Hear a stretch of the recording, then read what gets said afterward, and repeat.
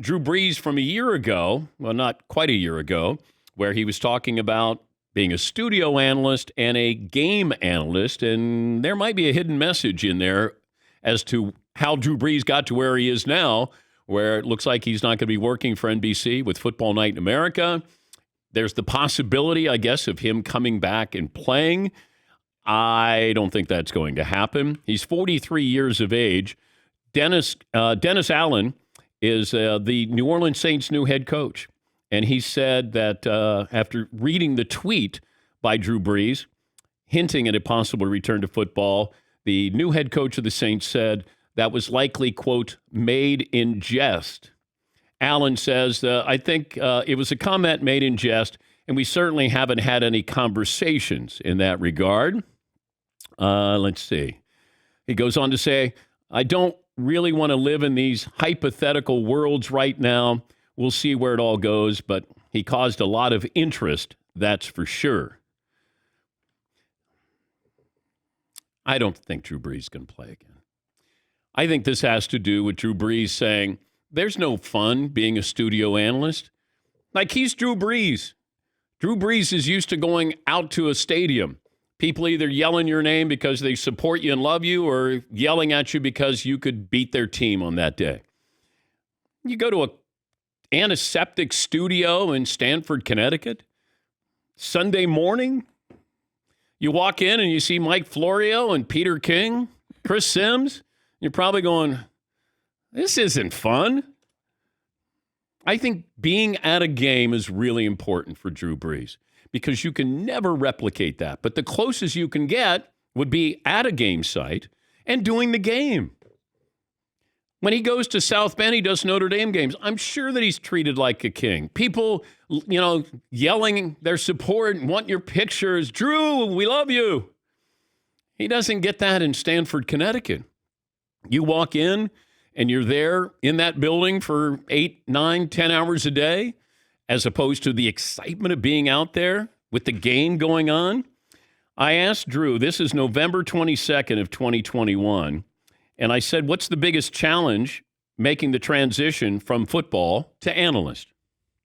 Well, I mean, it's a different skill set.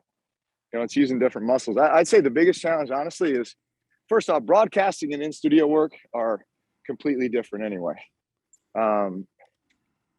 Broadcasting to me is kind of like playing the game, which is a lot of fun. I prepare the same way. I watch film the same way. I mean, I think about how I would be attacking the opposing team or the opposing defense the exact same way as if I was actually going to go out there and play quarterback. And then it's just a matter of being to articulate that to the fans or those listening and watching and, try to put them in your shoes as a player. You go in studio and it's much quicker. You have a lot more to get through in a very short amount of time. You're really trying to give a synopsis of what happened throughout the entire day. And the broadcasting is college football and the in-studio is NFL football. So you feel like you have to have this knowledge base of kind of the general landscape of both. So that makes it difficult. And then I get to go broadcast an NFL game on Thursday night in New Orleans. So it's a little bit of everything all kind of thrown into a very short amount of time. He touched on some really interesting things there. And he's talking about the closest I can get to being a quarterback again is being on site doing a game, not being in studio. Because in studio, you may get 30 seconds. Maybe you get 45 seconds. I mean, that's an eternity when it comes to being an analyst in the studio. We like to keep it moving, rapid fire, and then you move on to another topic. When you're there, you're preparing. You're talking to the coaches. You're talking to the quarterbacks. You're talking to the players. The energy in the building. Nothing can replicate that unless you're playing. And I think that's what Drew Brees is saying. I don't want to be a studio analyst. I want to be a game analyst. Well, NBC has one game analyst, and that's Chris Collinsworth. And he's not going anywhere anytime soon. You get to do Notre Dame football. Is that enough? Notre Dame football, and then you come in and do the studio? I think Drew wants to do games. But he's also probably looking around going, let me take inventory here. Tony Romo, Troy Aikman, Kirk Herbstreit, Tom Brady. And he's probably going, those guys are getting $12, $15, $20 million a year.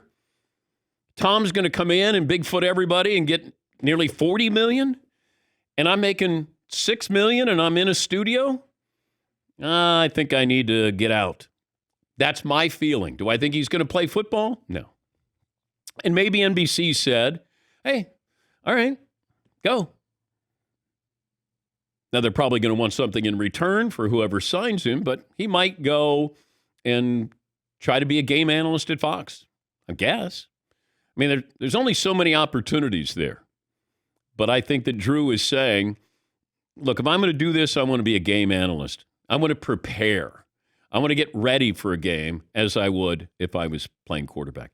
Everybody ran with the speculation of, hey, the Saints? Hey, what about the Dolphins? Hey, Carolina? Hey, what about Seattle? And I went, I think he's under contract with Seattle, or with the Saints. I don't know what you give up to get Drew Brees, but why would Drew Brees go play for somebody else given what New Orleans has? Still got a good defense. You just signed Jarvis Landry. Chris Olave, you drafted him out of Ohio State. Michael Thomas coming back. Kamara's going to be back. That seems like a pretty good team. Shoulder had a year to rest. Yeah, Paulie. I have a little theory on this Drew Brees thing. Now, if you're NBC, you now need a studio analyst, correct? Yeah. Dan Orlovsky's contract is in flux right now with ESPN. Dan Orlovsky will not be getting the Monday Night Football job anytime soon at ESPN, which he was possibly in line for before. He could easily go over to NBC right down the street from where he lives, basically, and fill in. And you got a younger guy who's really hot right now to replace Drew Brees. Would seem like a media upgrade. And Dan Orlovsky can just patiently wait for Chris Collinsworth to choose to leave. Yeah, but I don't know. You got Chris Sims in there. Rodney Harrison's now out in the field. Tony Dungy is in there. Maria Taylor's your new host there.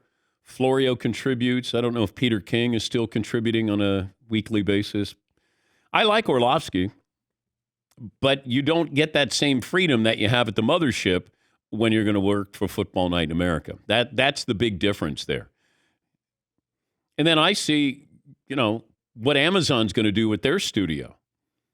Kay Adams will be one of the co-hosts. And I'm guessing Pat McAfee, that's a hot property. Now, can Kay be the host and McAfee the co-host? Because you got to have somebody who can kind of land the planes there. And Kay's done that before where she can guide everybody. But you got McAfee there. He'll be a flamethrower, and it could be fun. I met with the Amazon people at the beginning of this when they were first in the mix of trying to get this, and they wanted to bounce some things off of me. And I said at the time, I'm too old for you.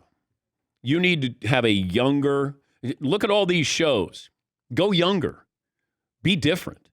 And – to their credit, they were like, hey, we're open to all of the, and they would ask people, they'd ask what I thought of certain names. And McAfee's name did not come up at the time, or Kay Adams. But I just said, if you have younger, now you're different than the other pregame shows. And your approach should be different. And if you bring in Kay and you bring in McAfee, I think that's a great start. You're going to have Marshawn Lynch, or you're going to have Richard Sherman. I think you could do something that is unique, where you got players who played recently. Most of these shows, everybody, it's been years since they played. And having that younger approach here, I think would be smart.